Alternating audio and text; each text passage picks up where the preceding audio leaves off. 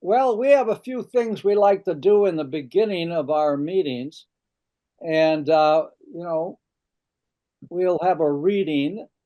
Uh, Betsy, I know you sent me something and I looked at it and I don't know, does that have relevance to what we're talking about today or? It's probably not as much since this was the best I could do on short notice, Okay. like 5 minutes. But it was something that I think people, regard as inspiring, and so I thought, well, at least we'll have that, right? All right, And sure. the other thing I also wanted to mention was I can quickly read the purpose statement of UBLA and the vision statement. Yeah, yeah, Okay. definitely. I And think if it's you want to a good cut me time. off at that, just go. Okay. Yeah, no, go ahead. Why don't you give us that again because Okay. we've The been purpose of 3 years UBLA. talking about it. Okay. The purpose of UBLA is to foster and support an evolving spiritual community dedicated to learning, sharing, and living the teachings of the Urantia book. And our vision statement, which used to be our purpose statement, is to become acquainted with one's brothers and sisters, to know their problems, and to learn to love them is a supreme experience of living. Yeah, those are two good things to remember. Yeah. And then the other one, since we don't have too many people on, is just a paragraph. It's from paper 143, Going Through Samaria. And it was a response by Jesus to a question asked by Philip that actually had been asked by some of the other, the essence of which had actually had been asked by some of the other apostles. And he was talking about the Greeks and Romans, and they assert that the religion of the heathen, I'm sorry, this is Philip, the religion of the heathen is superior to our teaching because it inspires the acquirement of a strong, robust, and aggressive character. They affirm that we would convert all men into enfeebled specimens of passive non-resistors who would soon perish from the face of the earth. And this is part of Jesus's response. Today, the unbelievers may taunt you with preaching a gospel of non-resistance and with living lives of non-violence, but you're the first volunteers of a long line of sincere believers in the gospel of this kingdom who will astonish all mankind by their heroic devotion to these teachings. No armies of the world and your loyal have ever displayed more courage and bravery than will be portrayed by you and your loyal successors who shall go forth to all the world proclaiming the good news, the fatherhood of God, and the brotherhood of men. The courage of the flesh is the lowest form of bravery. Mind bravery is a higher type of human courage, but the highest and supreme is uncompromising loyalty to the enlightened convictions and profound spiritual realities. And such courage constitutes the heroism of the God-knowing man. And you are all God-knowing men. You are, in very truth, the personal associates of the Son of Man. All right, thank you. I want to also remember the Son of Man. He said, whenever you get together, uh, remember me, because then I will be with you in spirit. So by remembering him as we are now, he has joined us in spirit. So welcome, Michael. Yes.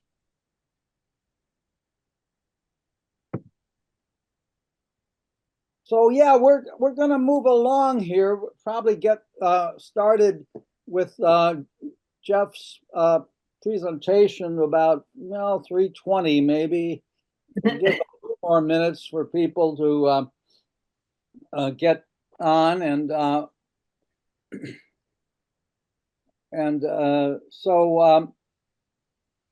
have a few comments I think I can make now um, to get us started. Okay. And so here I go. We live in a mechanistic age when physicists teach that physical cause and effect rules the cosmos and everything is determined, which implies there is no free will. Not recognizing spiritual energy and the human ability to use it People as smart as Albert Einstein didn't believe in free will, but rather complete determinism. Yeah, I know he said, God doesn't make play dice with the world, but other times he said things that said that he really believed in determinism.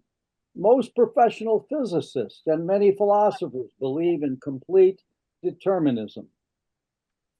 But Isaac Newton's very successful laws of deterministic motion include the exception unless acted upon by an outside force. And that outside force is spirit force, spirit energy, which we humans can access to change the future while growing our semi-spiritual souls. Here's a couple of paragraphs that I got out of artificial intelligence just by mentioning, the phrase, the physiology of spirituality. And this is a AI bot that's specific to the Urantia book. It gets everything out of the Urantia book. Quite remarkable. Here's what I got for the first two paragraphs.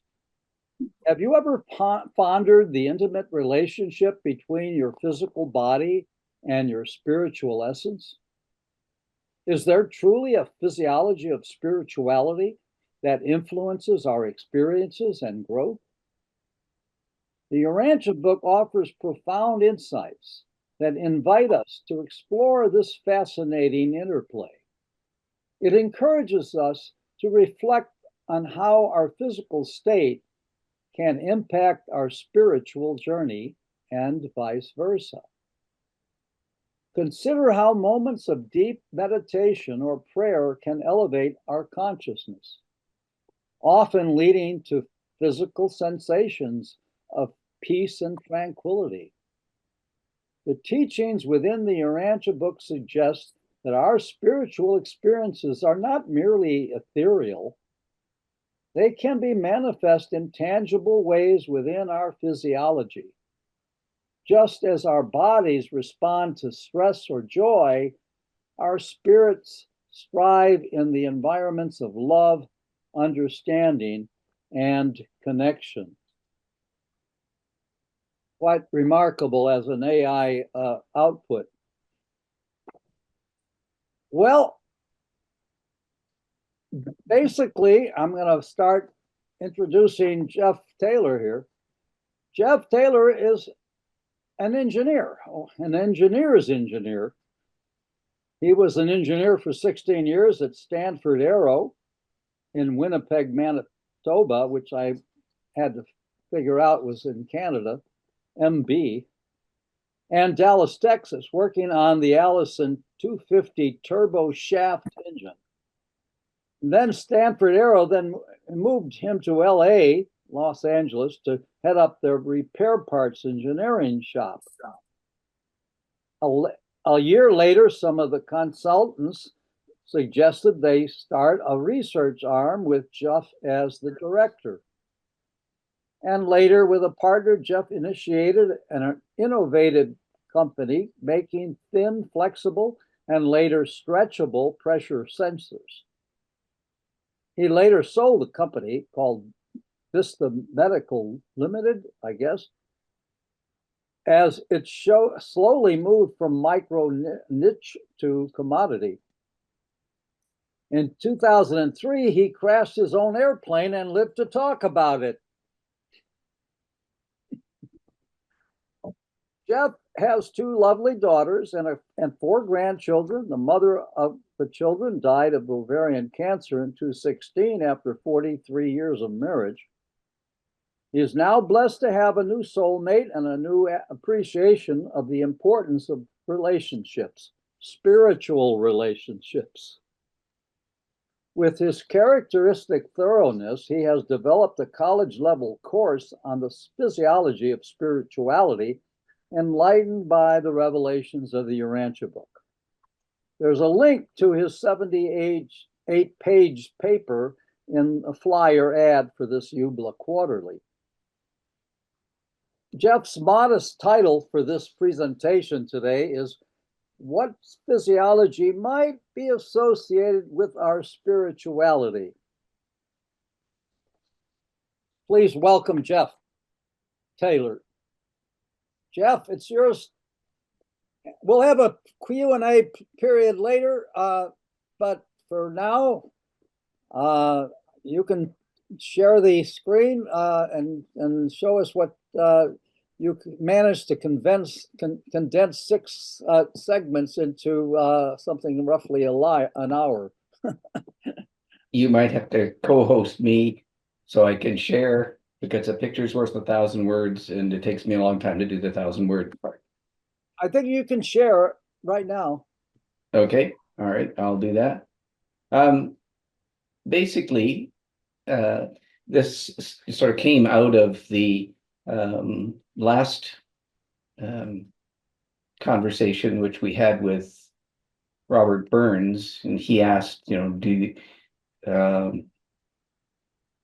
what did AI do for my research? Well, yeah. I think of artificial intelligence more as artificial parsing, and it's really good for finding references, but not very good for interpreting those references from a philosophical or from a spiritual perspective. So I'm glad you have the link to that 78-page document. However, it's growing.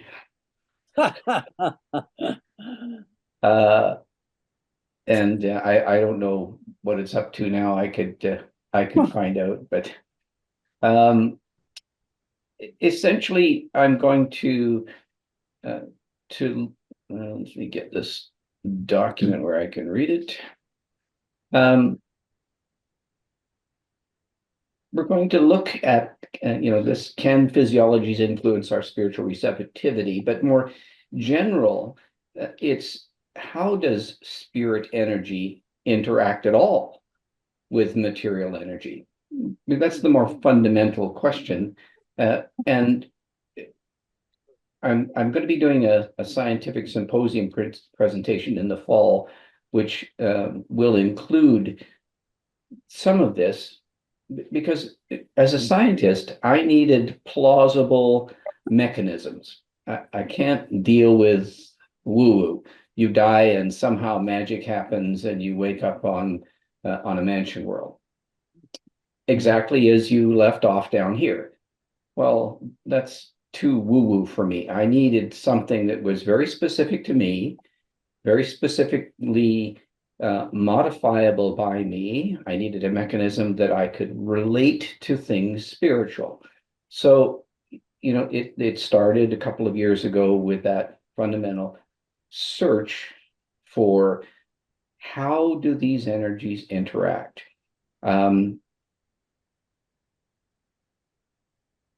Basically, I looked at all kinds of things. I looked at dopamine, neurotensions, microtubule sister proteins, activity-regulated cytoskeleton peptides, synaptic adhesion molecules, DNA enhancers, epigenetics, the brain's default network, the hypothalamic pituitary adrenal axis, the ventral medial prefrontal cortex, electromagnetic and quantum coherences, consciousness of our consciousness. I dug into all of these things looking for some mechanism for interaction. And in the process, it dawned on me that in order for spiritual energies to have any influence at all on material energies, there has to be a common denominator. There has to be some way to make that happen. And that brought me to the electromagnetic spectrum. And actually, it was microtubules that brought me to that electromagnetic spectrum, but I'm going to talk about electromagnetic spectrum first, and then we'll apply the microtubules to that electromagnetic continuum to suggest how a spirit can influence. So let's see, where are we? I gotta go way down here to the electromagnetic continuum.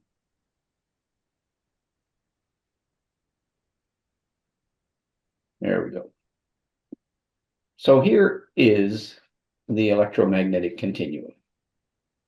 And my hypothesis after researching microtubules was that electromagnetic energy ranges from stationary on the Isle of Paradise, where there's no motion at all, through the low frequency vibration of the motions of matter, up through, infrared, ultraviolet, and the various higher frequencies, up to spirit energies at the very higher energies. And whereas the material frequencies are temporal, when you get up to the light frequencies, the photon frequencies, those energies are eternal. So now we're looking for a mechanism where light frequencies can interact with material entities. And that happens in the ultraviolet range, to a certain extent in the infrared range, but you can only have interactions at the subatomic particle level when the frequencies match. So if we're going to have high frequency spiritual energy interacting with us, it's going to have to be at that optical frequency range. So I further propose that if we can pattern our essentially bioluminescent mechanisms, in other words, what we have, the light we have control of, then perhaps we can sense this spiritual influence, or if they're going to have an influence on us, it's going to have to be an influence at that optical. Then we got to find a mechanism where the optical can interact with the material. So it's kind of a frequency step down mechanism in order for the high frequency spiritual energies in order to react, or have any influence on our material energies. So all these processes that I talked about, the dopamine, neurotensin, things like that, we have control of those, but on a very subtle, very incremental nudge, essentially, on their prepositioning of the synapses and things like that. And it takes faith, consistency, and effort, and delayed gratification while you slowly become the person that is receptive to those influences. I would entertain questions anytime through the exercise here on any of those things that I mentioned earlier, the dopamine neurotransmitters and things like that. But I'll entertain questions at the end as well. Yeah, if there are any questions, please make them brief so that we can have Jeff finish, and also have the question and answer period at the end when we could have more extensive questions. Well, it's 78 pages. It'll never be finished, so you probably have to go at some point. Anyway, so basically what we're saying here is that in order for high frequency energies to interact with material energies, it's got to happen in the visible or the ultraviolet energy range. It's just the way physics works. You got to be similar range of energies in order to have an influence. Neutrinos just go zinging through the earth, you don't even notice them, right? So in order to have something sympathetically shake, it's got to be doing it at frequency. So let's go back. At our state of existence, we basically convert electromagnetic energy into electrochemical energy, and then into motion temporarily, and only one direction, time direction, by the transfer of electrons into chemicals. So that's the way it works. That's the mechanism of our electrochemical being. And this transfer involves the conversion of electrical energy into waves of magnetic energy. And this is bidirectional, essentially without energy loss. Anything that happens at the speed of light is essentially without energy loss.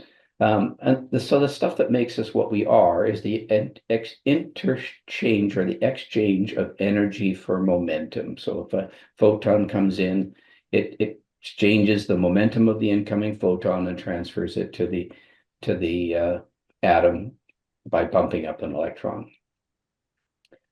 So both the material bumping up of the electron and the incoming optical eternal photon involve this movement of energy, and photons are involved in all of those energy movement mechanisms. So there's some really neat Urantia book spherical geometries in this process, because the most enduring physical dimension is a sphere. That's the sort of minimum energy. And when a photon comes in and turns it into a something other than the sphere, it has a tendency to spiral down, becomes sort of two-dimensional and spirals down out of existence. Sort of a self-limited dead end.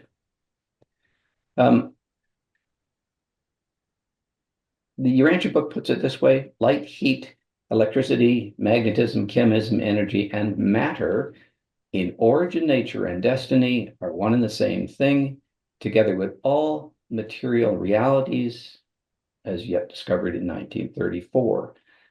Spiritual energy acts in accordance with established laws, just as physical energy does.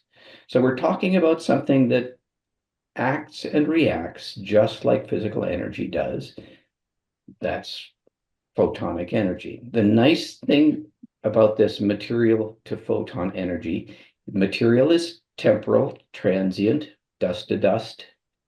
Any light generated in the process is eternal. Photon energy is eternal. So what is it about me that becomes eternal is essentially what we're looking for.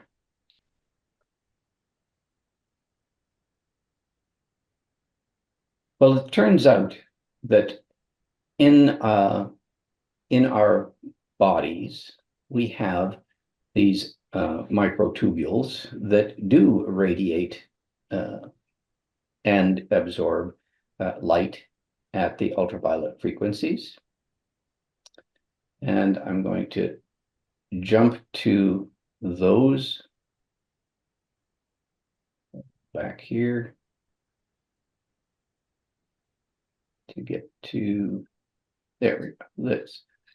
All right, microtubules. So we have this one area of our anatomy, which, by the way, is probably related to adjutant mind ministry, because these microtubules have to be to a certain length, a certain electrical isolation to be functional at all. They're in all eukaryotic cells, so we're talking about animals. And the longer they are, the more time you have to process between cells. So if we just look at the picture of what the heck is a microtubule, you have any cell, and you have these tubes sticking out of the cells. And these tubes are unique. They're saltwater filled, so they have, our basis for original life implantation. They are columns of two kinds of molecules called dimers, A and B dimers. And they form these columns, and an electrical isolation or an excitation at the base cascades down these dimers, A to B, A to B, A to B, and it goes down the filament and around the filament. Because think about a light pulse. The light radiates out spherically, so it's influencing its neighbors both down the tube and around the tube. And this starts at any one of the 13 filaments. So now you've got either a 3-start or a 5-start geometry of trigger that's delivering these pulses of electrical light cascade. The electrical generates the pulse of light. The pulse of light generates the electrical energy, so and it's cascading down there. And these tubes then act as qubits. So we're not talking about binary energy anymore, which is the way the AI works to sort its information out. We're talking about qubits. In other words, the information that's being passed down this tunnel is orchestrated. It's orchestrated by not just the microtubules, but the connections between microtubules, these microtubule-assisted proteins. And this is going on in the brain massively, where they are called neurotubules, and in the body generally, where they are just called microtubules, and they're sort of the intercellular communication mechanism. I don't know if you've ever seen the little videos where there's these tubes and these little protein movers are moving down the tube. They're walking on the microtubules. They exchange physically between cells, and there's information being piped down the tubule itself. The fascinating thing about microtubules is that they have fundamental vibrational frequencies. They have a fundamental, let's see, what have I missed here? Oh no, let's talk about the function of them first. They maintain the cell shape. That's important to hold the shape of the cell. They control movement of proteins between cells or enzymes or things that go, communication mechanisms between cells. By the way, when you have cancer, they stop communicating between cells and the cell goes into isolation, just doesn't talk to any of the neighboring cells. It's essentially done the Lucifer, I don't care what the rest of the body is, I'm happy down here thing. And these microtubules are keenly involved in the cell division. So when the cell needs to divide, the thing that determines whether the DNA and the DNA is the same in your entire body, whether the DNA of this particular cell is going to go from brain cell to brain cell or from gallbladder cell to gallbladder cell is its orientation in the overall electrical milieu, in the overall electrical environment. What controls the alignment in that electrical or the orientation in that electrical environment are these microtubules. So the thing that nicely controls the positioning as the cell is dividing so that it does the correct duplication are these microtubules. So they're very functional, very practical in their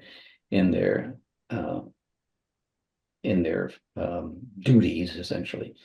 And they're also these information communication mechanisms. So this is by the way, you got to go to the link that Phil gave you, because there's links to some videos about what they call orchestrated objective reduction, which is the way the microtubules communicate with each other.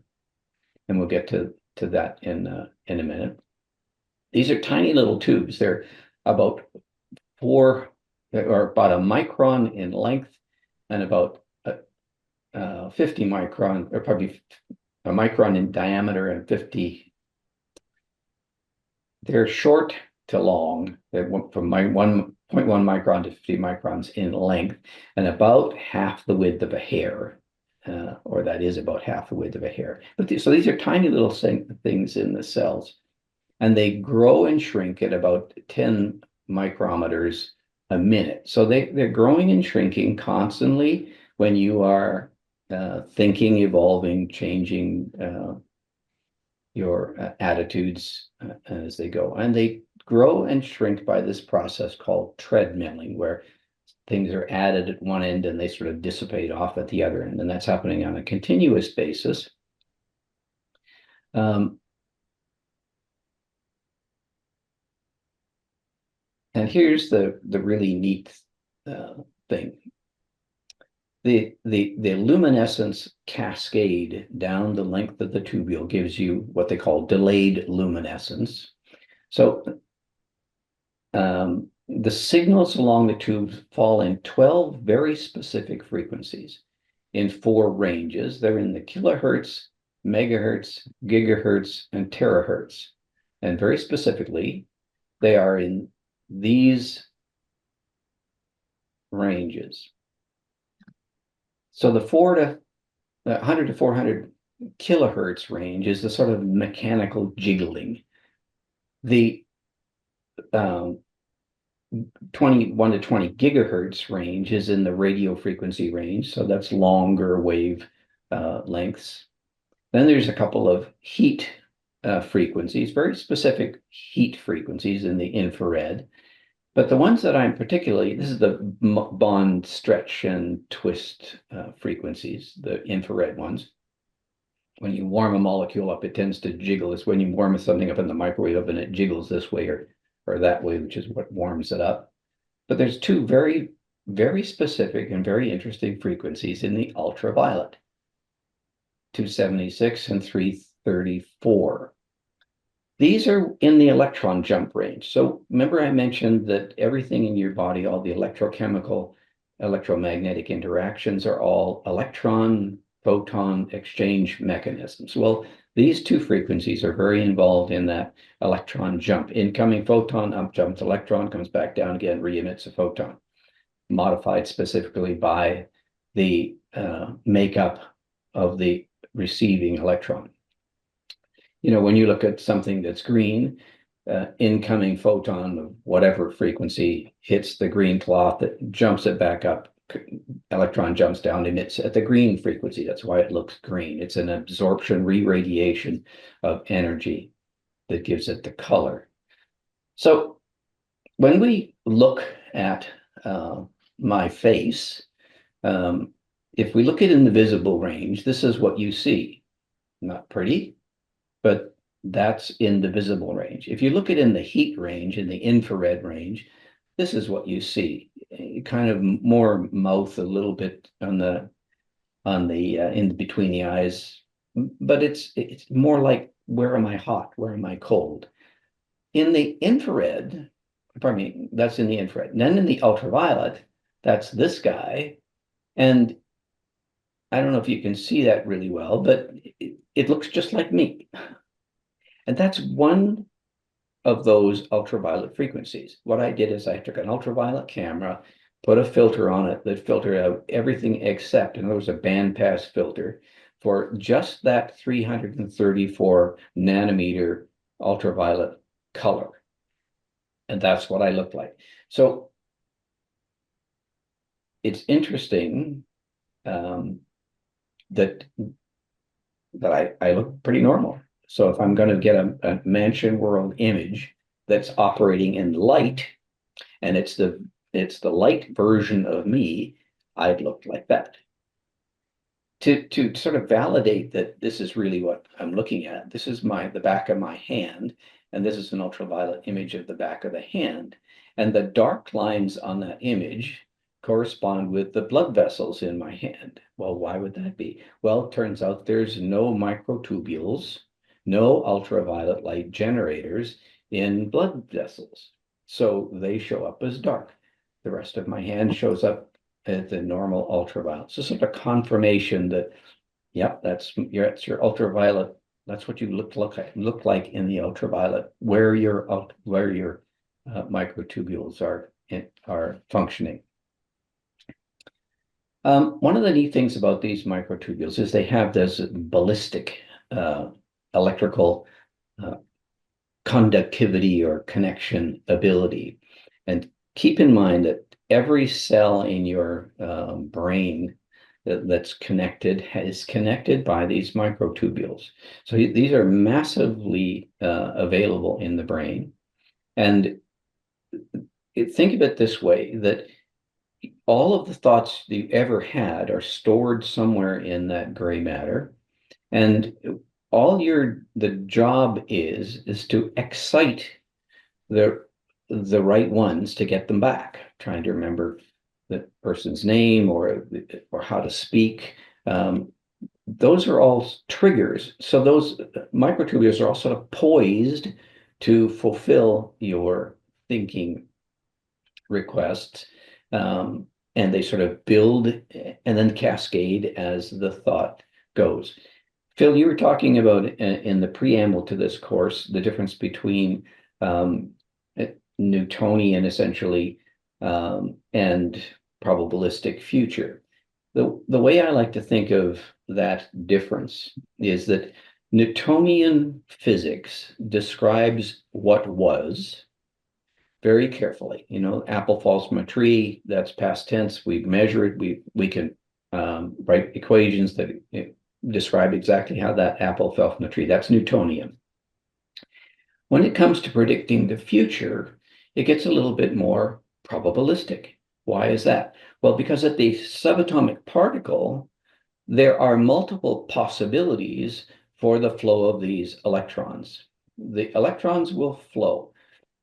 I'd like to speak just briefly now to consciousness. Consciousness is that awareness of your surroundings, of your being. If you think of it as an electron, is an electron conscious? Well, it is conscious of the electrical field which surrounds it. So what determines where an electron is going to flow is the field that the electron is flowing in. So if it's a positive electron, it's going to flow towards a negative source. It senses its surroundings, it's conscious of its surroundings. Now picture billions and billions of these electrons doing their thing. Then you have this general flow. So we go from sort of Newtonian physics, which describes the current state, to the more probabilistic future of how are these electrons going to flow in the brain? Well, what controls that is your thoughts. You have the ability to influence your future in that you can decide where you're going to think next, where these cascades of electrons are going to flow from their current state forward. So they sort of build up and then cascade as the thought comes together or coalesces. And it's interesting to note that about 300 milliseconds before you're aware of the thought, this buildup is occurring. So your pre-conscious activity determines your conscious activity. When we're young, just learning how to work our hands, we have to figure those things out.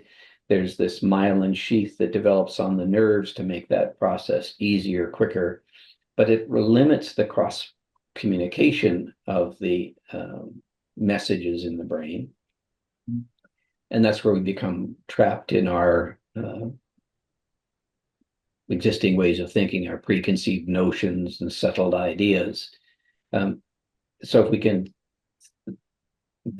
have revelation to make us think out of that box, then we can start thinking of new ideas or reprogramming the way we put things together. Electrons are conscious of their environment. We, because of this time delay between the formation of the thought and because of the microtubules taking up to a half a second in the processing of that information from cell to cell, give us a half a second after the initiation of the thought to be aware, to be conscious of the thought. So we have this thought feedback loop where we have the initiation buildup, we have the thought cascade, and then we have the realization of what happened. And we live in that bit in the middle. We live in the bit between the initial buildup and the actual thought. We are the observer of the thought. We observe this feedback loop, and that's where we exist in that at that now, the everlasting now, between what was and the probable future based on this flow of electron or this activity of the electron flow. And as I said, it's called orchestrated objective reduction. But what makes it special is that at this cascade, because it's happening in the photonic level, in other words, it's the light that's cascading, it's essentially eternal. Those photons are eternal photons, and at any time, you can take a picture of those photons to recreate me in the Mansion World #1, you could just take a picture of my current ultraviolet image. You get a pretty good idea of how I think, how my brain is organized, how the information flows in my brain, my religious habits of thinking, and take an optical snapshot of that, transfer it, to Mansion World #1, and recreate it. Well, you can't do that with physical bodies. So how do we make that transition? Well, scientists on this planet have been able to make light behave like matter. All you have to do is slow the light down. As you slow the light down from the speed of light to something less, it gains mass. As it gains mass, it behaves more like matter, and it's called hard light or super solid light. And now you can start sticking light molecules together with light molecules, just like you would stick material molecules together with material molecules. So technically, I could be recreated in photon energy by this artificially slowed down light. And they do say that the Marancha material is artificially maintained. So they have to take light and slow it down to get it to behave like matter. It has twice as many elements as normal matter. Why? Because you've slowed light down now. So matter is very low frequency stuff. Now slowed down light can behave like matter, but it's up a level of frequency, or sort of double the current material frequency. If you do it with light, you can do that at higher frequencies. Can't do that with matter, but you can do it with light and slow light down to behave like matter. So that's a nice mechanism, a nice logical mechanism for me to see how the spiritual or the material me can be duplicated on Mansion World #1 that actually reflects who I am, how I behave, how I think. The other thing that was really unique about these microtubules is that because they are animal based, because they are in animals and they grow in length and this electrical isolation environment, they might be the mechanism if the adjutant minds are, coaxing animals to behave in a herd instinct or working with the knowledge or courage or things like that. And when you get up to worship and wisdom, the microtubules are probably at a state now, the length of which allows you the time to wisely reflect on the process. So if your consciousness is a function of the time and the microtubules buy you up to a half a second of that time, then it could be that wisdom and worship, or worship is whoa, that was really interesting that that happened. I've got to thank somebody for that. Or wow, I wonder why that happened, why I'm appreciative of that. So all of those are related sort of to this time delay between the sensing and the reacting or the realization of that sense. So one of the things that intrigued me was that Jesus was down here learning what it was like to be human. And he's investigating all different kinds of people and how they behave. And when he was done, he sent his spirit of truth. And an interesting quote in the Urantia book says that the spirit of truth was a fact as well as a truth. Well, that intrigues me, because if it's fact, I want to know what the facts are. Well, it may be that these microtubule lengths and the patterning of those microtubule lengths are related to Christ-likeness. In other words, if I think, everybody says, if your mind doesn't serve you, you can change it for the mind of Jesus. Well, what's that? Well, it's thinking like Jesus thinks. What happens when you think like Jesus thinks? You think love your neighbor. You think of the what I call the Jesus flip. Love your enemy. Not self-preservation, but loving your enemy happier those who mourn. So it's a 180-degree flip in the way you would normally think. So if the Spirit of truth on Pentecost was a patterning of someone's microtubules to allow that inverted thinking, you can see why they would suddenly feel empowered.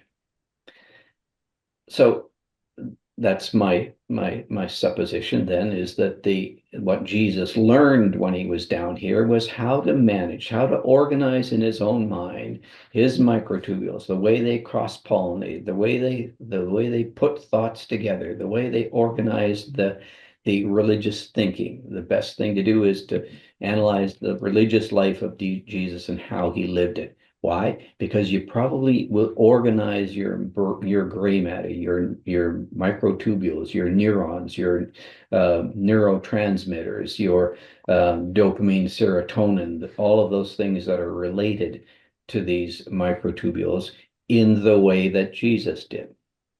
And it could be that if you do that on a regular basis, if you go through life thinking, well, how would Jesus behave in this? Should behave more Jesus-like in this situation. Then you are patterning again your gray matter to be like his gray matter, and you're making the Spirit of truth more and more real. So I don't know where I am time-wise. I think Well, it's 10 to 3:50. You've been going for, I don't know, 35 minutes or so. Okay. So here's another picture. These are the mechanical vibration frequencies. So you have the long wave frequencies, or the microtubule doing this. You have the microtubule doing this, and there's 4 of those jiggly mechanisms. So the thing is just physically vibrating, and it's making heat in that process. These are some pictures of the microtubules themselves. This is at the molecular level. They're strings, just like DNA strung together, but they're A and B dimers. They're red and blue indicating the different ones. They're electrically triggered and generate bioluminescence. And there's a number of other things in our body that generate bioluminescence, but these are involved in the communication mechanism or the information management mechanism. So they make them, which makes them much more interesting in terms of information processing for us.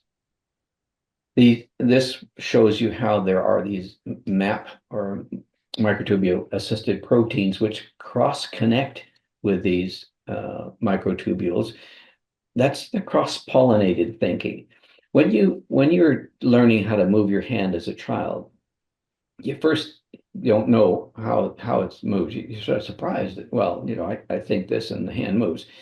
What happens over the first 25 years of your existence is you are learning more and more how those motions and other thought patterns, the way you speak, how you interpret things, those patterns in your brain, which are routinely used, become coated with what they call a myelin sheath, which is an 8-layer different protein, onion skin-like coating in sections over top of the nerve, which allow it to transmit much faster. It doesn't get confused with neighboring thoughts.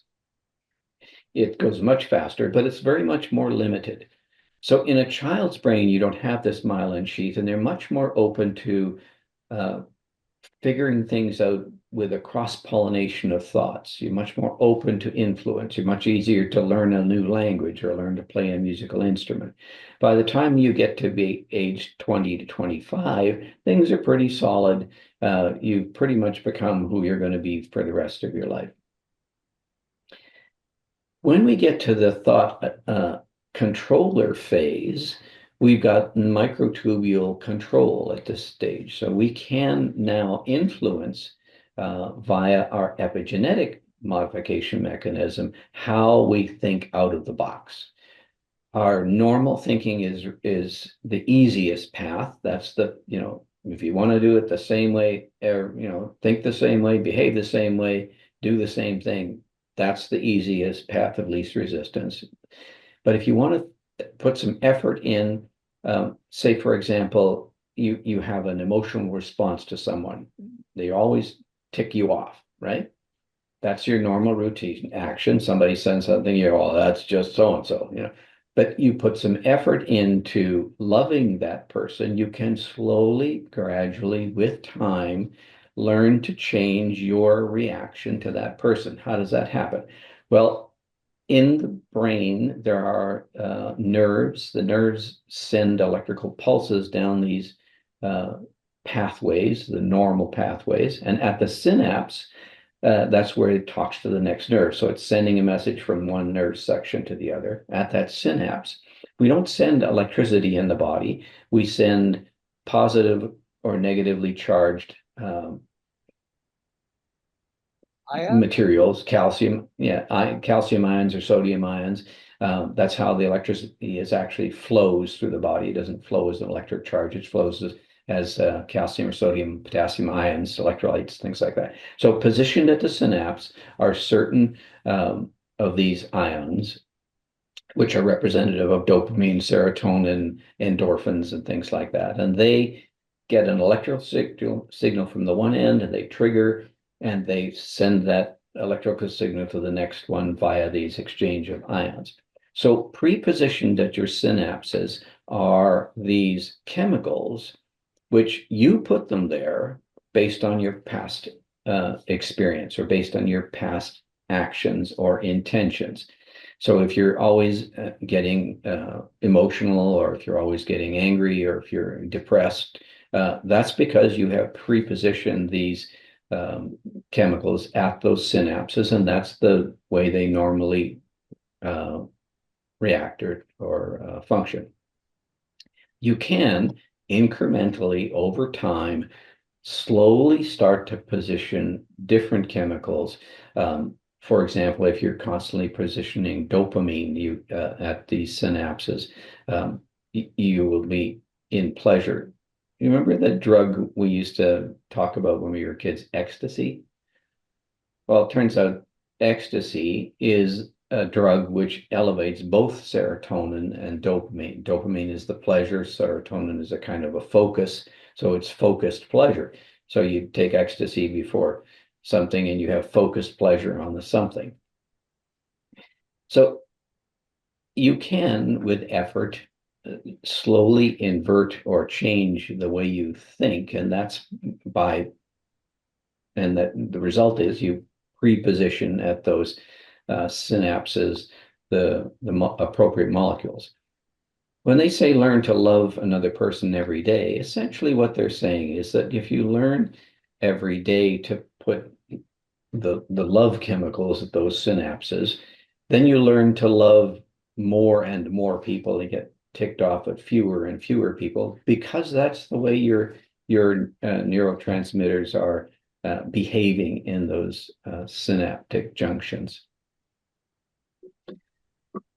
All right, moving right along.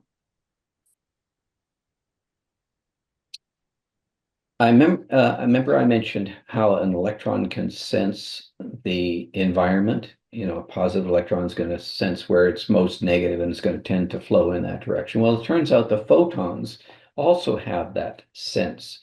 They can sense where they are going. And in this cascade of bioluminescence down the microtubules, they can sense what's ahead of them, and the light shines into the darkness as it transmits down this information down the length of the tube. So we're talking about relationship. The electron knows its relationship to other electrons. The photon knows its relationship to other photons. And if we're going to have a mechanism for spiritual receptivity, then it's going to happen in that photon awareness mechanism as the photons are cascading down the microtubules. Keep in mind that everybody has microtubules, and these are functioning down just as well in a moron as they are in Einstein. the question then becomes, well, how is the spirit influencing? Well, just as I mentioned that if you want the mind of Christ, you have to start thinking like Jesus. Where does that happen? Well, it happens in your microtubules. It happens in that connection of neurons, in the patterning of your thinking. Where is your thought adjuster happiest? It's where he would have the same kind of thinking pattern that you're having. Where is he best able to help influence your thoughts? Where those thoughts are very similar. If they're disparate, if you're going one way and he's going the other, it's, very little chance he can have any influence on it. But if you're thinking sort of in similar patterns, sort of Christ-like, he can help you in reinforcing that patterning of your thinking. How can he do that? Well, he's in the light.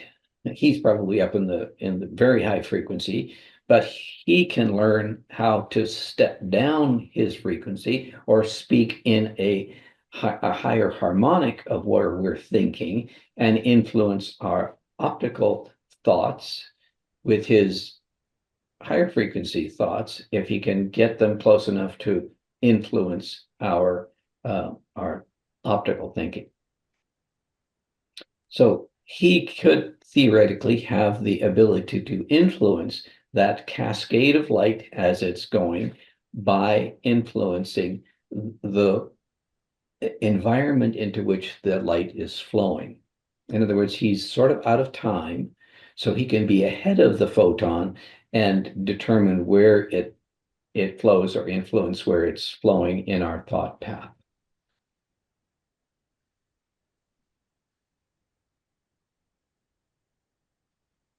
This is a picture of a hydrogen wave function. So this is just a brief example of the different mechanisms that the microtubules can communicate in. It's not just a simple on-off light switch, not a blink. It has multiple optical patterns, and each pattern will be a signal between cells that triggers either more energy or less energy to go in some pattern of your thought processes. And this is all aided and vetted by those map proteins. And there's also some evidence that the myelin sheath on the nerve actually accelerates the photonic activity. It contributes to the light processing of the nerves, speeding them up.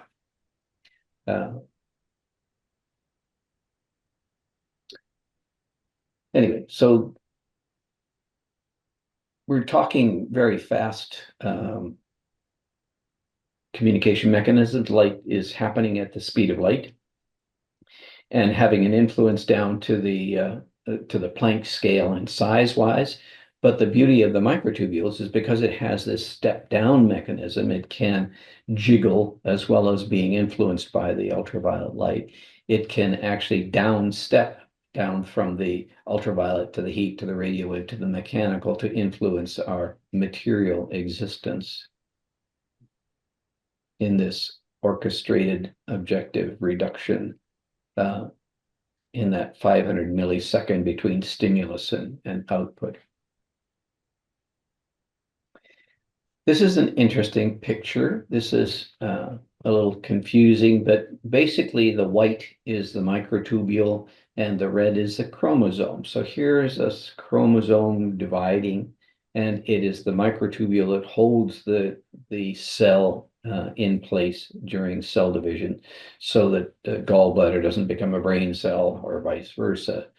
It controls it in its electrical environment. It's a very interesting set of experiments done by Michael Levin,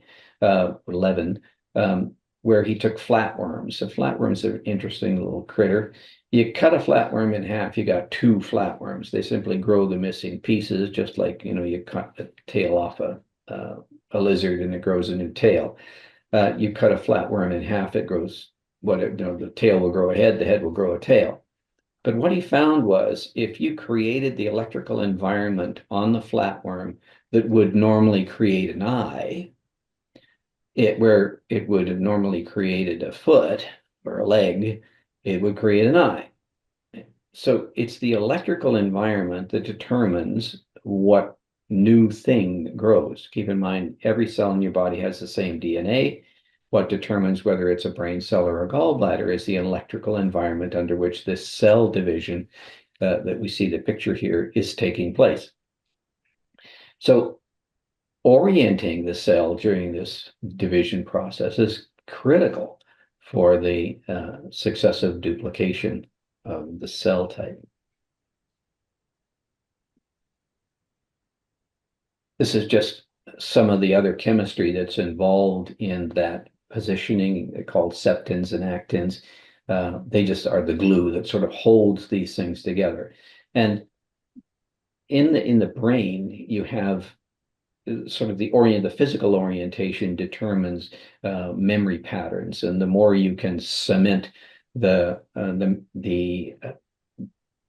bits in place, the more you can retain the memory. That's why you sort of have to think of things several times in order to cement it in memory. And the thing that cements it are these actins and septins and actins. So basically, we're looking about these microtubules, and we're looking for ways of cohering. If you think about the quantum mechanism, at the quantum level, you have things like time simultaneity, quantum tunneling, action at a distance. All of those apply, but only at the ultraviolet frequencies or above. They don't apply at the mechanical and material, the non-subatomic energy levels. So if we're going to have coherences with things spiritual, it's got to happen at that ultraviolet energy range. Well, it turns out that we can see those coherences when we do magnetic resonance imaging of the brain, or we do magnetoencephalography, where they have quantum tunneling devices or squids on the scalp to measure the electrical activity or the magnetic resonance activity of the brain. And you can see coherences. They can see stuff that happens in one part of the brain suddenly is happening in another part, simultaneously are happening in other parts of the brain. So they're seeing this time simultaneity in the microtubules in the brain as validated by magnetic resonance imaging. And magnetic resonance spectroscopy is an application of that. Essentially, all of the information in a pixel and in an MRI image contains the spectroscopic information as well. It just depends on the radio signal you put in. Let's talk about MRI for a moment. How do they get a magnetic resonance image? Well, it turns out that they put you in a very strong magnetic field, and that aligns the water molecules in your body. And then they jiggle those water molecules with a radio frequency. And the time it takes to get back to where they were, the alignment, the original alignment, is called the T1 time for water and the T2 time for fat. So it takes a little longer for fat to come back to normal than it does for water to come back to normal. So those T1 and T2 relaxation times give you where it's fatty and where it's watery. The interesting thing here is that we would be aligned by magnetic field. If you think about the Earth's magnetic field, pigeons fly around knowing which way is north and south. You actually have the ability to sense the Earth's magnetic field. And when you're on Mansion World #1, you'll likely be able to sense where paradise is, because there's a strong magnetic field out of paradise. Where does that happen? It happens at the subatomic nuclear level. So I got nuclear magnetic resonance imaging. It's happening at the nucleus. It's alignment of the nucleus of the water or the nucleus of the fat. I ramble. Where was I? Where was I going with that? MRI imaging. Anyway.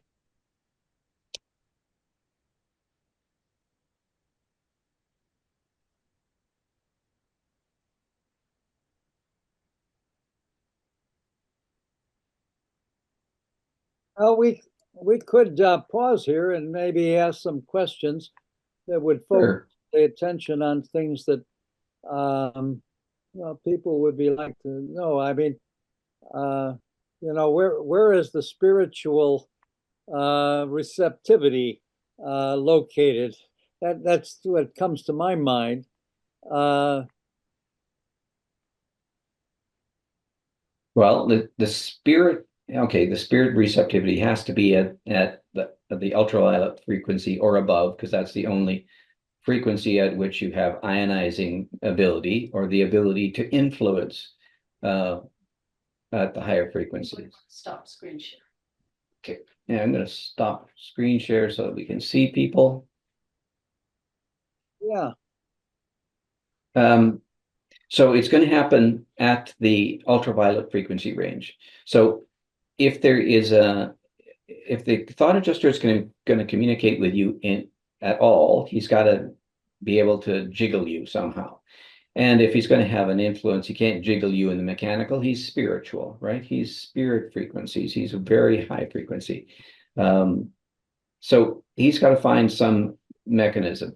So he's going to be looking at your bioluminescence. He's going to be looking at the cascading of microtubule bioluminescence as these ultraviolet photons dance around in the gray matter, because the light, he can see through the matter. He can see the light dancing. He's got to figure out now how those light patterns, it's like reading your lips. So he's now seeing the light patterns dance, and then he's got to figure out how to influence that light flow. How do you influence light flow? Well, you influence light flow by influencing the electromagnetic field into which the light is passing. Light is an electromagnetic wave. So he has to be able to put his electromagnetic wave influencing our electromagnetic wave, or where the light is flowing based on its surrounding, or based on sense of its surroundings. How does that manifest in our real world? Well, thinking like Jesus has a separate thought pattern.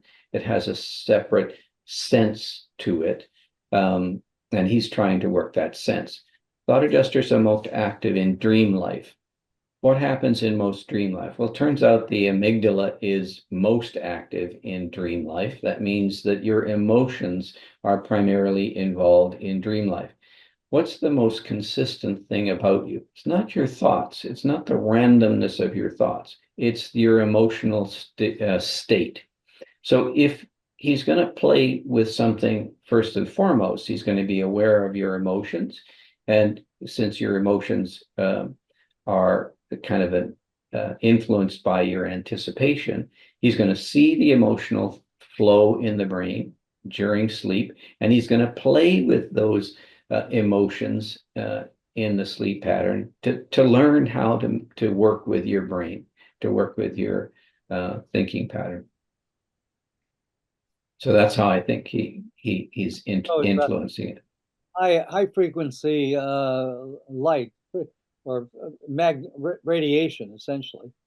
Yeah, electromagnetic radiation will influence us, just like just like an incoming photon influences an electron.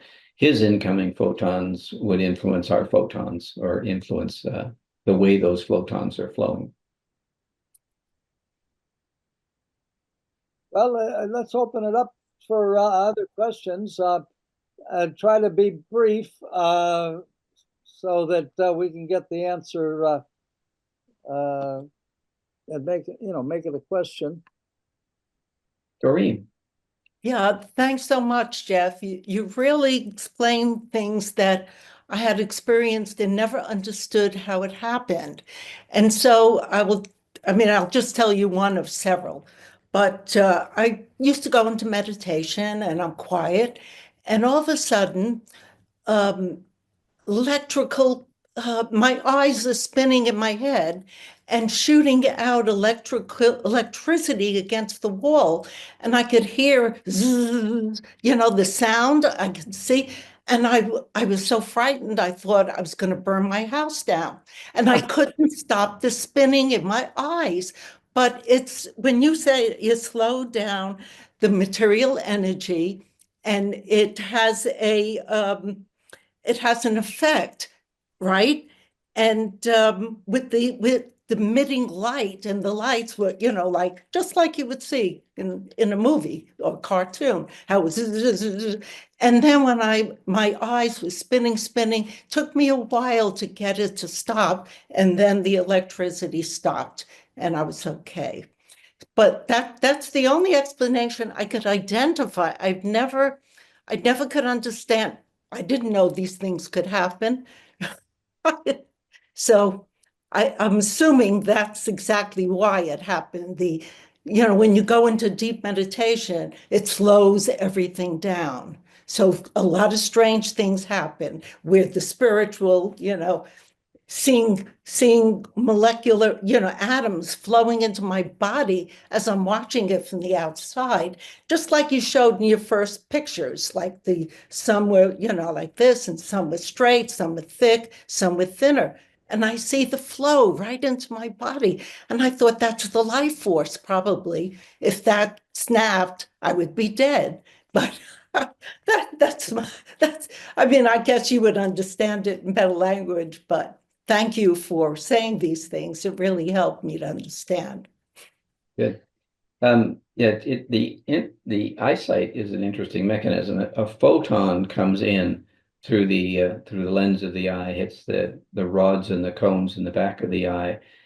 This incoming photon triggers an electron, jumps up and drops down, re-emits a photon, triggers a neighboring atom. If you get sort of a few thousand of these photons doing that, it triggers a cascade.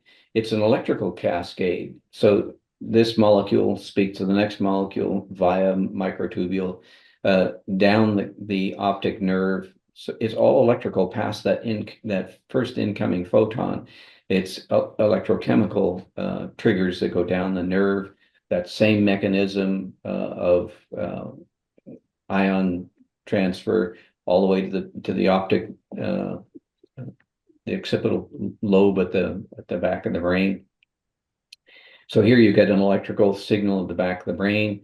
It's just electrical signals, When you get a flush, you feel that flush go through your entire body. That's a cascade of sensing through your entire body. That's cell-to-cell communication. Well, the same thing is happening every time you see something. It's cascading electrical signals to the back of your brain. It's recreating the image. It's sending out information to the rest of the brain to say, this is what I see. Is that a snake or a garden hose? Then the rest of the brain says, no, it's all right. It's just a garden hose. Don't worry. Oh, it moved, so maybe we should worry. So it's this constant feedback of electrical signals from the various portions of the brain. And you can artificially introduce those electrical signals. When I was young, I was into self-hypnosis or hypnosis, and I would hypnotize my friends, and I would touch them and say, I'm going to touch you with a hot soldering iron. I would touch them. They would get a red spot. So it's the brain is a powerful tool, and you can take control of that functioning artificially. In other words, it doesn't have to be an external stimulant. It can be an internal stimulant to take over that. The difficulty in terms of this process is it thought adjuster control or is it me control? Because I'm quite capable of taking myself off on a tangent, convincing myself that that's my thought adjuster when it's really just me. I err to thinking that it's all me. If it's assisted by the thought adjuster, so much the better. but it's really my gray matter. It's really my dopamine. It's really my synapse positioning that's doing the thinking. If he's nudged it in some way, it's so much the better, but it's really me.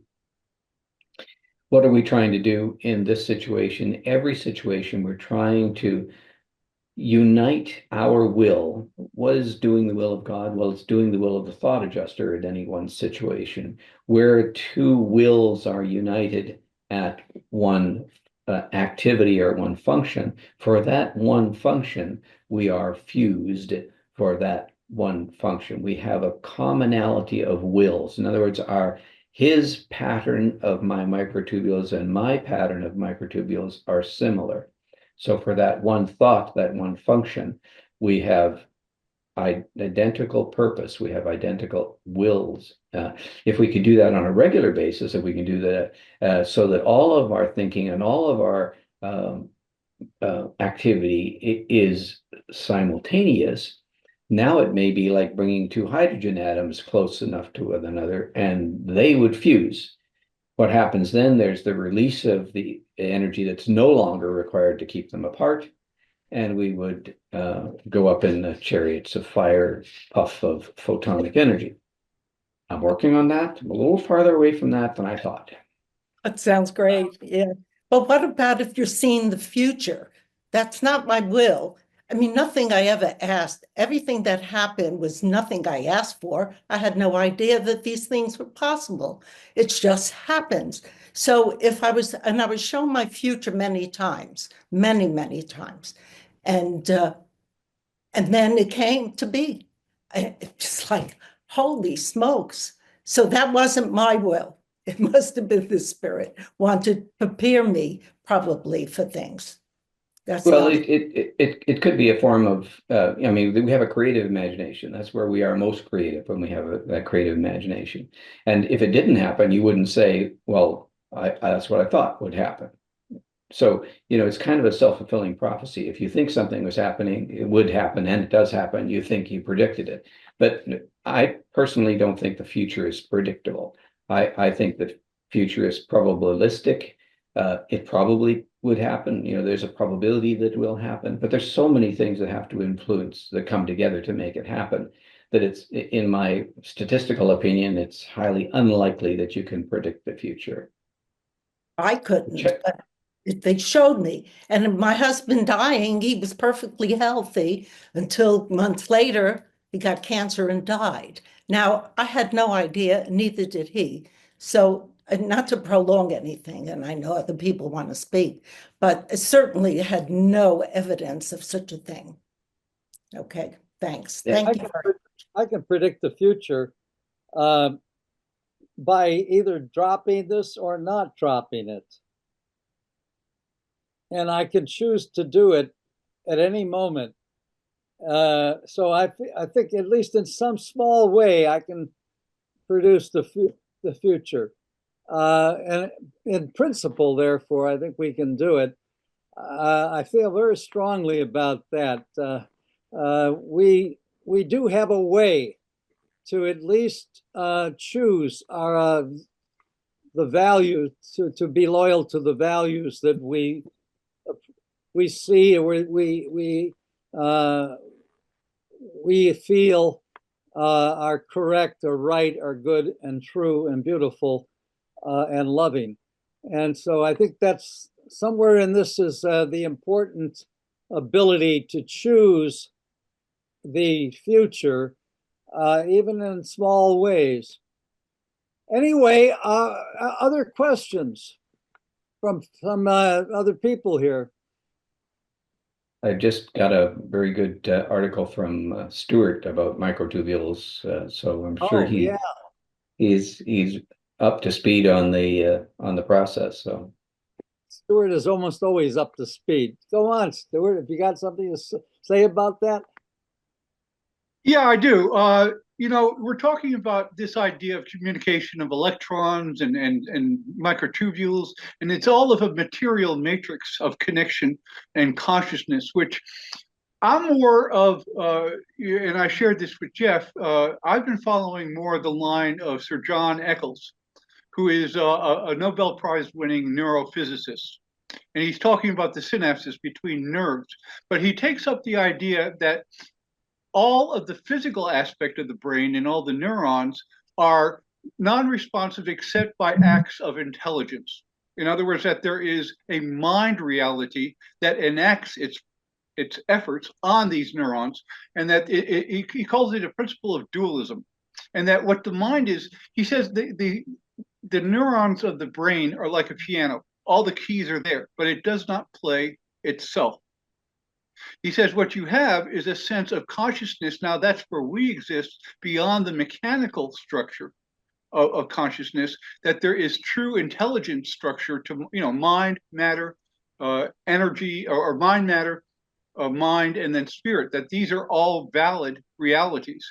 But what he's saying is that the function of the brain is more like a piano that we play upon using the intelligence of our mind via mind enacting these decisions on. So it's just an alternative way of looking at it. But for me, that's sort of the process that I've been going through in terms of understanding what true consciousness is, that it exists and that the mind is a physical tool, which then we can manipulate these ideas together and analyze them. An adjutant mind, for instance, is a tool set. How we can take concepts that we can envision on a mind level, but then we can look at them like tools and analyze what those concepts really mean. So there is this sense, I guess, the dualism is mind controls the brain. And that there is and he actually takes it down, as Jeff has been talking about, on this idea of the quantum physics between the ends of the nerves and the receptors of the nerves, that in between they're at a distance that's of a quantum responsive level. But the mind itself is enacting this. So I guess I look at the idea that the mind controls the body, and that includes the very intricate mechanism of all the different aspects of the neurons and the microtubules and everything else. So that's my kind of approach that I've been working on, and I'm still investigating the idea. But if you ever get a chance, his name is Sir John Eccles, Ecles. He, again, was a Nobel Prize winner for his neurophysiological studies and how the brain, basically he has a really good presentation on how the self influences the brain. So again, it's a level of the principle of duality. So I understand the different act. I think what we're getting here with Jeff is an amazing idea of the mechanics of thinking and intelligence and communication. But the idea that mind is the one that's driving it all, and that's our true tool. And then we use the physical brain to enact that power through an influence of mind over matter in terms of that influence. So that's just the way I've been looking at it. Yeah, very good. We really are talking about the mechanism, and really what we're most interested in is the eternal mechanism. In other words, we're not really interested in how matter lives and dies. We're interested in how does matter become eternal? How is it that something that I do in this life has eternal value? And photons are eternal, but a photon is just a photon. So it has to be the patterning of the photons that is eternal patterning. Well, values and meanings are pattern of something, right? But in our stage, what we're trying to do is we're trying to organize our material energy to create something which is eternal, which is the photon energy and patterns of those eternal energies. Basically, we're made up of fermions and bosons. One has mass, one doesn't have mass. So it's the massless things that we're interested in. If you think about fermions, they're dualistic, positive and negative charges, and photons are ubiquitous. They are everywhere possible. As soon as they travel at the speed of light, they are essentially, potentially ubiquitous. You think about reflectivity. If it's a photonic energy, then if it's a ripple in the electromagnetic continuum, then a ripple over here has a mirrored ripple over there. So if you think reflectivity, we're operating over here. The equal and opposite ripple on the far side is visible in the reflective spirit age. So there's so many things that start to be sort of patterning with the Urantia book concepts.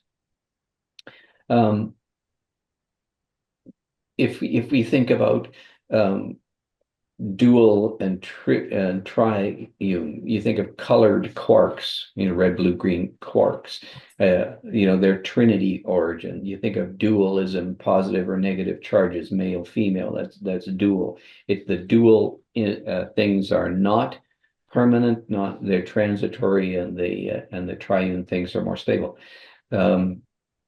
So there's a couple of other things I wanted to bring into play here. One of the things we're all very familiar with is the concept of a near-death experience. What is a near-death experience, and why is the near-death experience always, generally speaking, result in a spiritual enlightenment? What physically is happening during a near-death experience that the person comes away with a more spiritual basis? They're coming back because they come back with a more spiritual sense. Well, if you think about the generation of light energy in the brain, all of the thought patterns, the memories, are electrical voltage path preferences. So you think the way you think, you speak the way you speak, you act the way you act because of the preferred electrical pathways in your brain. As those energies die, as the energies to create the ions, the electrical voltages drop, those walls or those troughs which sort of control the way the light flows or the way those thoughts are triggered suddenly becomes less channeled. So now the voltage, instead of being in a trough, is starting to drop. The voltage levels are dropping and things are starting to flood out. So the electrical energy is kind of spreading out routinely. It's spreading out all over the place. So now you get the life review. Now you get this sense of everything happening at once. So, and where is the thought adjuster most likely to have some effect? When there's no barriers, when there's no troughs, when there's no, rigid thinking. They say in one area of the book, when you're in transit, sometimes that's the thought adjuster's best time to communicate with you, is you could cease to resist, and they do say, that's where our job is just to cease to resist. How do you cease to resist? Well, you in meditation, you slow that energy down. You slow the tunneled thinking, and you think more openly. You reduce the energy. So that happens at a near-death experience. You get this life review, and you get some thought adjuster, and there's a surprising thing called a gamma burst. So you get a burst at a specific frequency. When they take an electroencephalogram, they break the frequencies down into the low frequencies, the theta waves. That's more of your pulse timekeeper mechanism. If you're going to have a sense of time, you have to have something that's either outside of time or is a regular time. We've got multiple time clocks. We've got our pulse, we've got the circadian rhythm, we've got up to the attosecond level, we've got the electrons spinning around the nucleus of our atom. So we've got multiple clocks going on for us to sense time. Why do we need to sense time? Well, we need to sense time for motion, and we need to sense time Godward. So we need to sense our motion Godward. So we need to sense our progress in Christ-like thinking, or how close we are to thinking like he would think. Not thinking what he would think, but thinking like he would think. That kind of inversion of love your enemy instead of self-preservation thinking. There was one other thing I wanted to talk about, and that is emotions. We talked about emotions in dreams, being primarily controlled by the amygdala, but I'd like to just speak briefly about emotions in our everyday life. If you think about emotions, they really are all about anticipation. If you anticipate something bad happening and that something bad happens, well, I knew that was going to happen.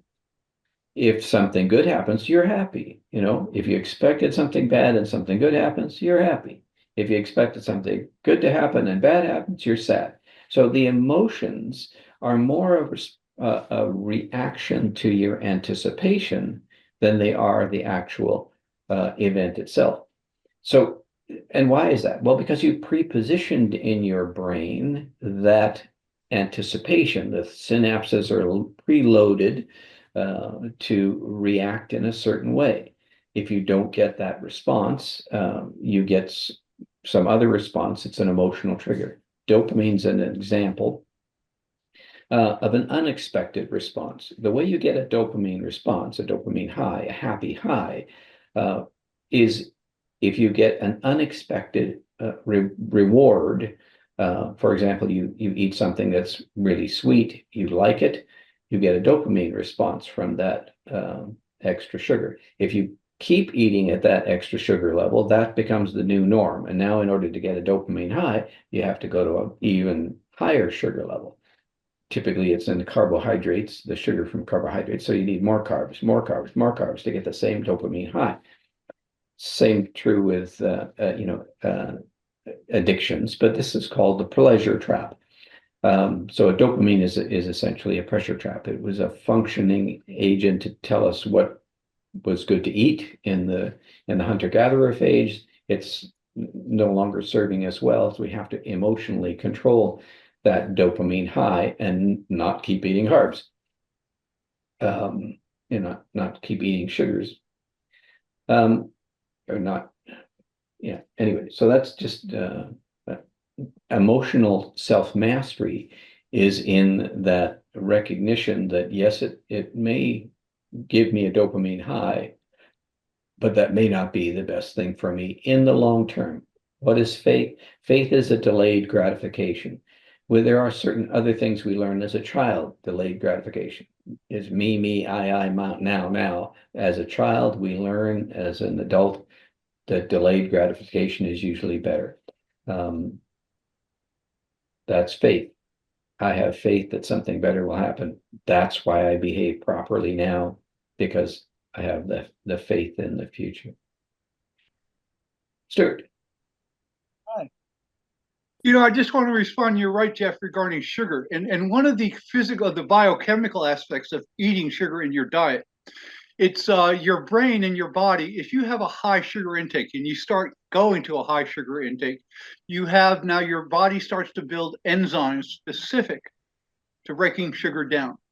And what happens is if you stop eating for a while, you get a sweet tooth because all those enzymes now are not being functional if you stop eating the sugar. You talk about the high and the dopamine and everything there. It usually takes about 2 weeks. If you stop eating sugar, it takes about 2 weeks to kill off that sweet tooth. And then what happens is if you eat sugar again, all of a sudden the body says, hey, we're getting sugar in our diet.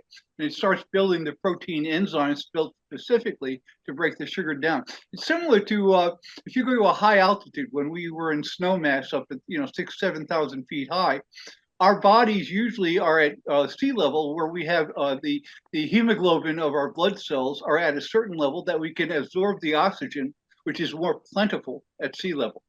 When you start getting up to the higher altitudes, it takes about 2 weeks to acclimate yourself to the higher altitude because your body now starts saying we need more hemoglobin because there's less oxygen available. And that's usually this whole idea of adjustment.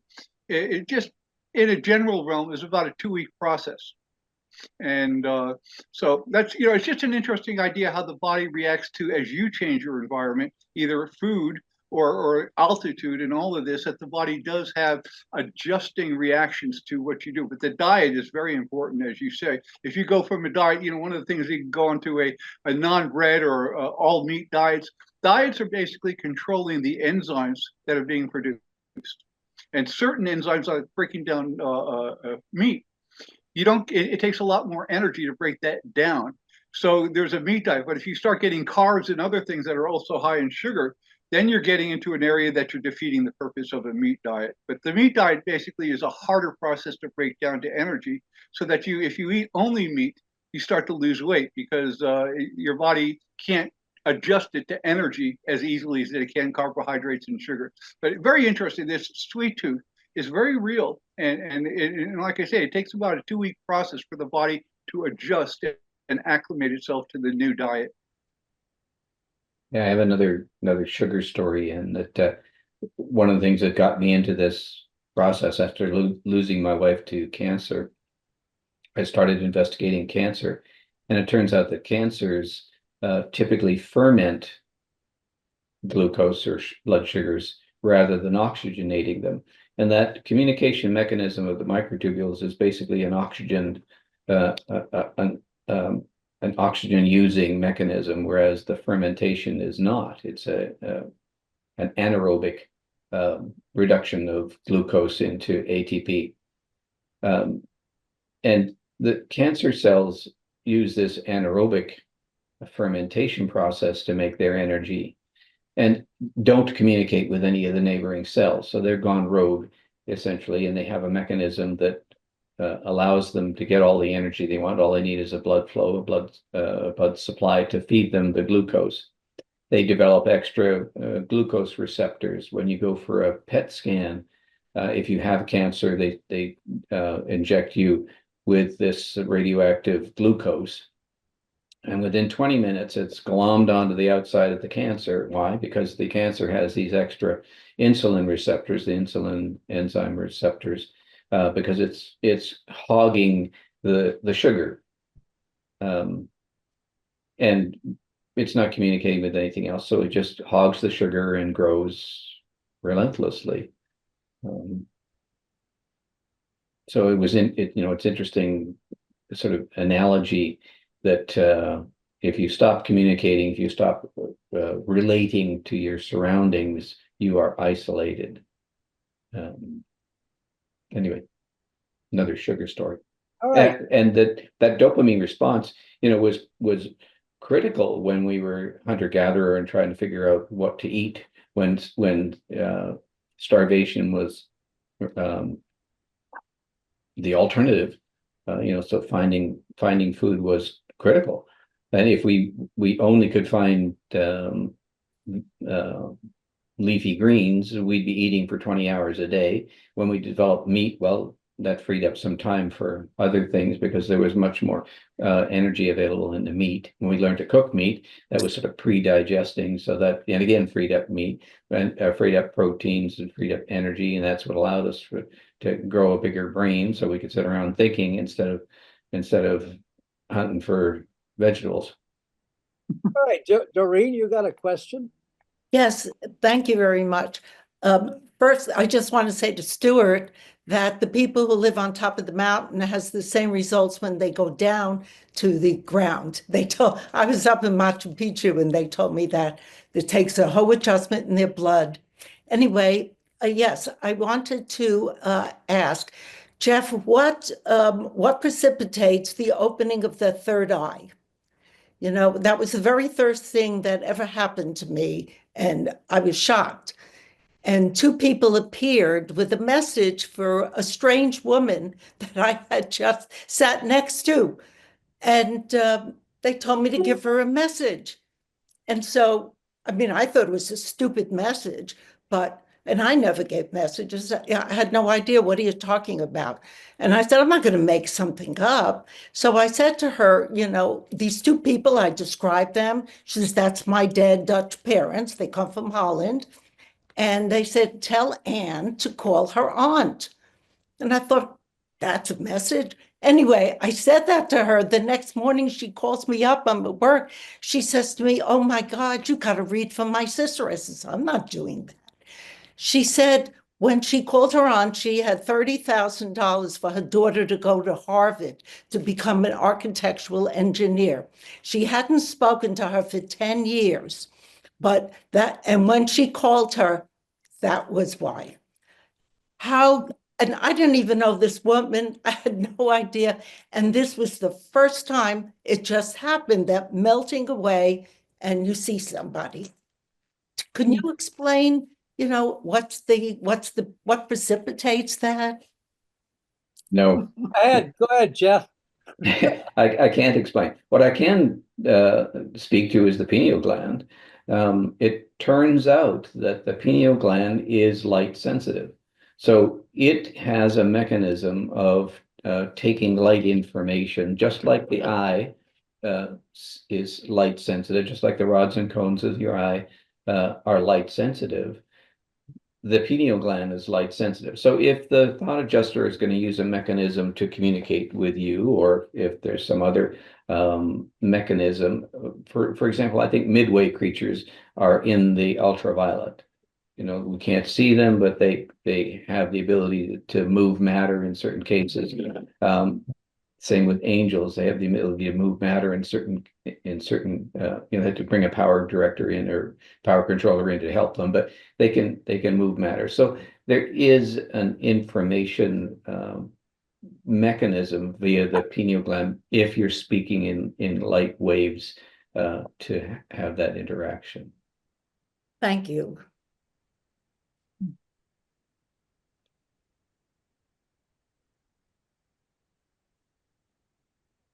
So you're going to continue with the MRI? Oh yeah, yeah. I don't know what to say about the MRI. I was, saying that the nuclei of the water molecules sense the magnetic orientation, and that gives us. And when you build a map in your head, you need a compass orientation for the map, but you have it. You have an orientation to the earth. You have an orientation to paradise. You can orient things via the nuclei of your atoms because they know north and south. I think the book even talks about that ability somewhere. I was going to speak to something else. The pineal gland made me think about it. No, it's gone.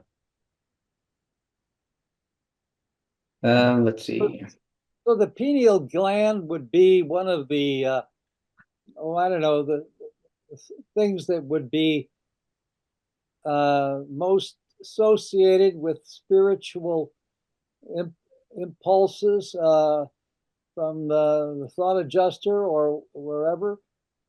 What other physical parts of the brain would be most? I know you talked about these what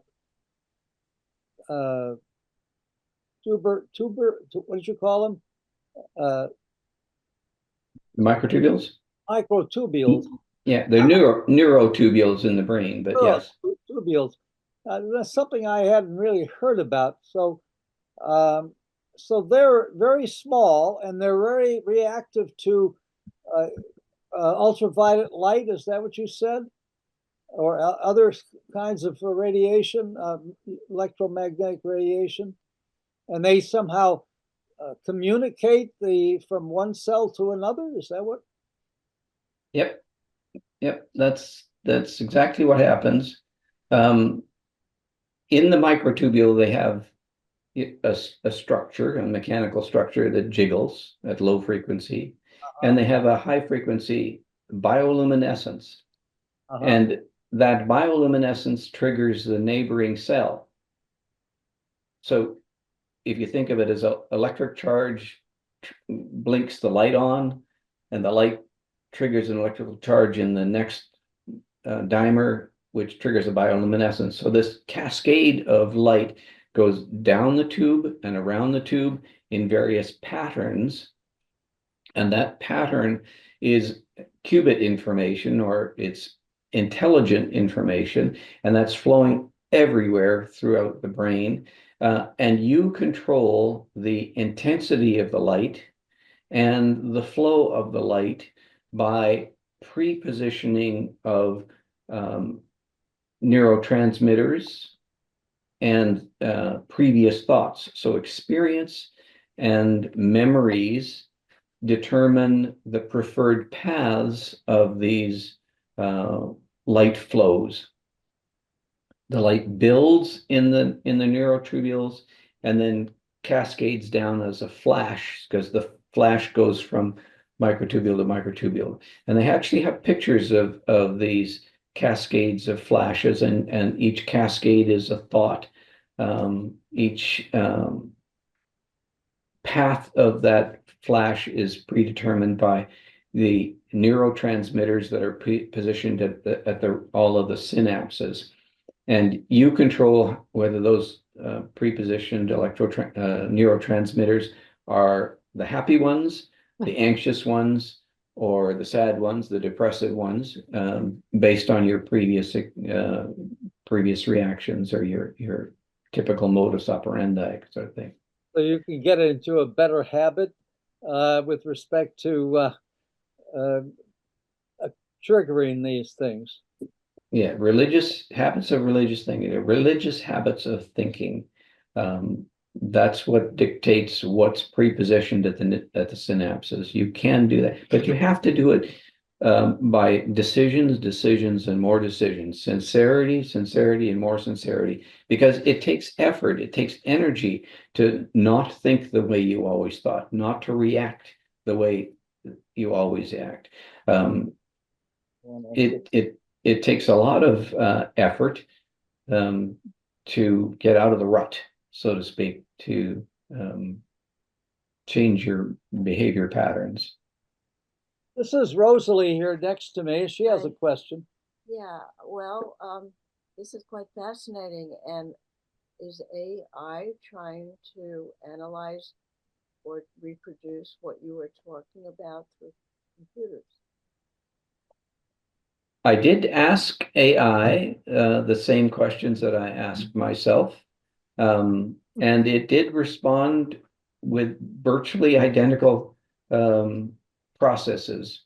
It did have when AI, it doesn't extrapolate, it doesn't have sort of the Urantia book thinking, but it does speak very specifically to the physiologic processes that are involved in spiritual-like thinking. It can't think in terms of the spiritual influence because it doesn't know about spiritual influence, but it can definitely speak to the physiological processes, the neurotransmitters, the magnetic resonance, the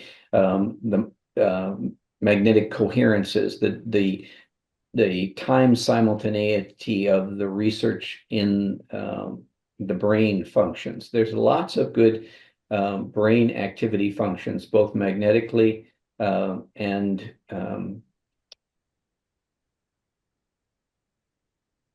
yes, so magnetic resonance imaging, but they also do specific magnetic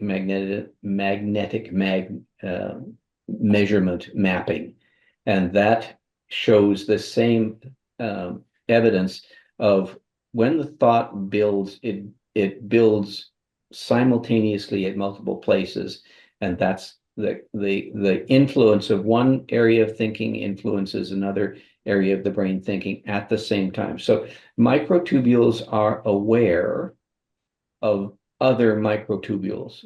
So their patterning is influenced by other microtubules. So that's quantum behavior. That's action at a distance. If you can have action at a distance within the brain, you can have action at a distance where the thought adjuster can influence the action at the brain. Because when you're talking action at a distance, there's nothing magic about the inside of your head or the outside of your head. So that influence can be external, can be cosmic, can be spirit of truth influence as easily as neuron to neuron or microtubule to microtubule. Betsy. Yeah, so this is kind of a request for clarification as much of as a question, I'm afraid.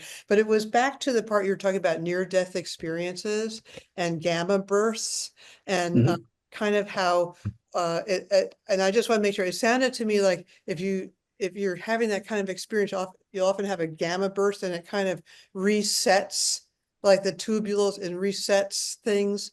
And so I was asked, did I get that right? And Yeah. if so, two questions. Are there ways to, accomplish that, sort of without something as dire as a near-death experience? And also, I guess, once you've had something like that, it just permanently retrains your system then. And so I mean, hopefully for the better, right? And consistently for the better. So that's the clarification part, and I see you nodding, so thank you. But and then the other kind of though just curiosity question, any other, what about gamma bursts? What is that something that's measured kind of a posteriori type of thing, or can you create a circumstance where that would help you kind of reset yourself? The nearest thing to a near-death experience, as far as I'm concerned, is meditation and worship. Yeah. And why? Because you've calmed everything down. So no longer, when you look at an electroencephalogram, there's the high frequency stuff, and then there's the medium frequency, then there's low frequency. I'll try and pull up the electroencephalogram image in a minute. Okay. But in the near-death experience, what's happening is all those things are calming down. All that flurry of activity is calming down. So you're down in the low frequency. I have a thing I wear on my head. It's called a muse. And what it does is it reads your brain waves and breaks them down into 4 or 5 of the frequency ranges. And when you pray or when you meditate, you can see they all calm down. They all drop. So in a state of true worship, you're not in the picture. You've handed a control over, you've consented to true worship, and the adjuster is taking over the worship. You're not doing anything. So if you can get out of the way and hand the operation over to the adjuster, you've essentially lowered the vibrational activity of the brain to the point where now information can flow across instead of just down those tunnels that you created, the paths of preferred thinking. That I just bumped into a part of the document that talks about DMT. DMT is a drug, and it actually activates that third eye, the pineal gland, in a melatonin serotonin blend. So they are using DMT as a pseudo psychedelic or a pseudo religious experience mechanism, very similar to the near-death experience, because what it does is it induces this collapse of all the brain activity so that it can sort of cross-pollinate across the thinking. So under this guy Strassman would administer this DMT, you'd get a very religious experience out of it. You come out of it as a like you come out of a near-death experience with that life review and a sense that this life is not all there is. Huh. Thank you. Yeah. I'm going to try and find that electroencephalogram image.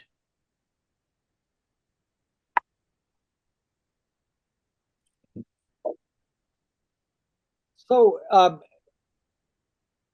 while you're looking for that, I'm wondering, Stuart mentioned the mind, and that occurs to me a lot, that mind is the go-between the spirit realm and the physical realm. And so mind has to be involved here, probably in a way that is, you know, the mind agrees to the experience. But the mind is not the matter, and the mind is not well, I guess there's spirit mind, but it's there is a difference between the mind and the matter and the spirit. Can you say something about where the mind is in all of this, or is it all over? I think it may be all over, and everything else is inside there. Well, in my opinion, and of course, this is just opinion, the brain is the physical matter. The pattern of the gray matter, the pattern of the neurons, etc., and the associated microtubules, neurotubules in the brain produce these light patterns.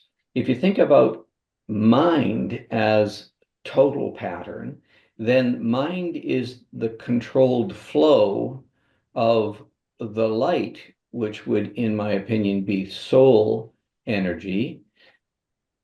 The physical matter would be brain energy.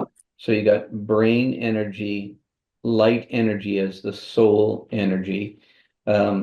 And the patterning of those two, the patterning of brain determines the patterning of the light. The patterning of the light determines the flow of the light as it cascades down the neurotubules, and gives you this sort of sense of the direction of the thought flow. So if mind, in my opinion, occurs in the space between brain and light realization. So it's in the difference between the sensory input, the time delay of the microtubules, and the light triggering the initiation mechanism. It's about a half a second, 500 milliseconds between the trigger of the thought and the realization of the influence of that thought. So you have a thought, you have the reaction to the thought, you have the sense of the reaction to the thought. So we exist in that loop, where our consciousness of our consciousness is the fact that we are conscious that the light is flowing. How are we conscious? Well, we're conscious because we have that half second of visibility of the thought process. That's where the Newtonian to Einsteinian transformation is. What was existent in the brain and what will be our next thought, whether you drop the paper or not, is determined in that half a second between the trigger and the realization of the trigger. So mind is pattern. If you think of paradise as being perfect pattern and matter as being random pattern, or the unqualified absolute as being no pattern and the deity absolute as being perfect pattern, then it's a matter of moving from patternless energy, Big Bang, all energy, no pattern, to paradise, all pattern, no motion. And our job at the material level is to pattern energy. How do we want to pattern it? We want to pattern it as value. How do we make it eternal? We pattern it as optical energy. That is eternal. If those patterns of light are representative of the values of our life or the meanings of our life, then that can go on to the mansion worlds for further refinement and further value and meaning additions. So, Okay. Well, it's 5:01, and this is nominally a 2-hour meeting. We can go on further if somebody has a question, or we can call it a completed quarterly. well, I'd like to suggest that if you have any more interest, to go to that link. I can put the link again in the chat if you need it. But Oh, it's got all. You mean the one to your 78 plus paper? Yeah, Yeah, sure. it's got pretty pictures So and other links to people can YouTube videos and things may like that. not be able to find our flyer, but it's in there. And Phil, is that the link to Jeff's bio? In the link to Jeff's bio? that's right. It's in the Okay, great. flyer. That says there, You put it in there. Okay, Yeah, you put it in that link. I just wanted to make sure I knew where to look for it. Yeah, But- well, The link, but where did it went to, yeah. is that the I same? just dropped it. I dropped the link into the chat. So if anybody Okay. wants it, it's there. Got it. That's actually in my website. So you get to see more about me if you just go to ubjeff.com, which is at the base of that link. You'll see the airplane I crashed and some of the Yeah, I love patents this. and- But I read the whole website. Didn't follow very many of the links though. So I'll try to do that now. Yeah. Cool. All right. Well, Anyway, it's been fun. Thank you. Yay. yes. Thanks a lot, Jeff. And thanks everybody else for participating. We're going to have another quarterly, although I can't tell you the exact date, but we're going to get it out, the flyer out for it a lot earlier than we usually do, we promise. It'll be sometime between now and August when we'll have our in-person meeting up for Jesus' birthday around the 21st. I think it's actually that the 23rd is a Saturday. So that's the most likely August 23rd for the third quarterly. And then we'll have another one for Thanksgiving. So be on the lookout that. I'm also going to invite people to a potluck rather. We had one last year on Cinco de Mayo. I think it's going to be a couple of days before that this year. So maybe May 3rd instead of May 5th. I think that's a Saturday. So I'll just mention that. Anybody who can make it down here to San Diego, you know, we'll have another get together. Okay. So, all right, everyone. Thanks very much. And I think this will be, it's been recorded. I'm sure it'll be available to anybody who wants to see it again or hasn't seen it. Wonderful. Well, Hey, thanks so much, Jeff. Thank My you. pleasure. My Thank you. pleasure. Wonderful. all Bye for right, now. Bye. I'm going to end the meeting right now.